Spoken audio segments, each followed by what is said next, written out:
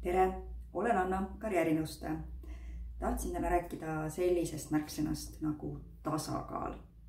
See on justkui miski müstiline, mida me kõik taga ajame, midagi, mida me soovime kogeda, miski, mis viitab millelegi, kui meil on hea olla, kõik asjad on hästi. Ja teisalt on selles sõnas ka teatud vastuolu, ehk siis see on justkui tasakaal millegi vahel, ehk siis me peaksime justkui žongleerima siin kuskil keskel ja nii-öelda, et üks tuleb justkui teise arvelt.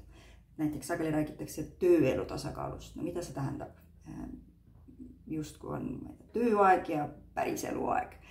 Samas elu on tervik, me vaatame neid asju koos, ehk siis tänapäeval sellepärast ka räägitakse rohkem tööelu joondamisest, ehk siis kuidas me läbi fookuse seadmise, eesmärgistamise, tähenduse loomise, meie jaoks olulised, vajalikud ja elus olemas olevad erinevad valdkonnad ja tegevused, siis saame kombineerida enda jaoks sobivamaks tervikuks. Ehk siis võib-olla tasakaalu asemel võiksime rääkida rohkem osakaaludest.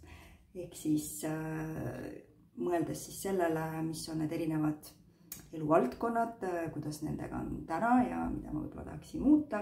Ehk siis, mis on näiteks päeva, nädala, kuu, aasta lõikes see soovitud olukord, kuidas asjad võiksid olla. Ehk siis me saame rääkida sellistest tööelu eluvaldkondade eesmärgistamisest ja ka siis planeerimisest ja sõna otseses mõttes nii-öelda sättimisest oma kalendrisse.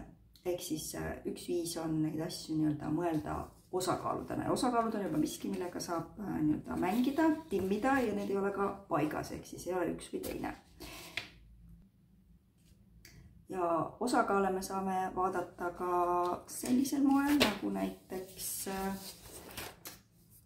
nii-öelda tasemed või osakaalud siis intensiivsuse mõttes. Ja siin on siis laenatud kujund Bill Burnettilt ja Dave Evansilt oma tööelu kujundamise raamistikus, ehk siis mikserpult, mis loob sellise hea visuaali, et mõeldes siis erinevatele eluvaldkondadele, kus meil see hetkeseis on, kui nii-öelda intensiivne või palju energiat võttev või valjuhäälne mingi valdkond minu jaoks on ja mis on see, mida ma siis tahaksin kas ülespoole kiskuda, et sellega võiks olla natukene paremini, see võiks kajada natukene tugevamalt minu elus või siis miski, mis sõna otseses mõttes võtab liiga palju energiat, ma võib-olla tahaksin seda osakaalu või taset kuidagi allapoole nihutada. Ja mõte on siis jällegi selles, et märgata, kuidas on need erinevad osakaalud hetkel ja mõeldes ka sellele, kui oluline üks või teine minu jaoks on ja võtta siis ka fookus planeerimise mõttes, mida ja kuidas ma siis nendes osakaaludes tahaksin kuidagi muuta ja mõjutada. Kuidas on sinu elus tasakaalutundega ja erinevate eluvaldkondade osakaaludega, mida tahaksid võib-olla muuta või teisiti teha?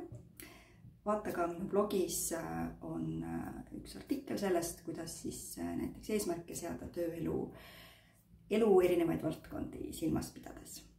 Uute kohtumisteni!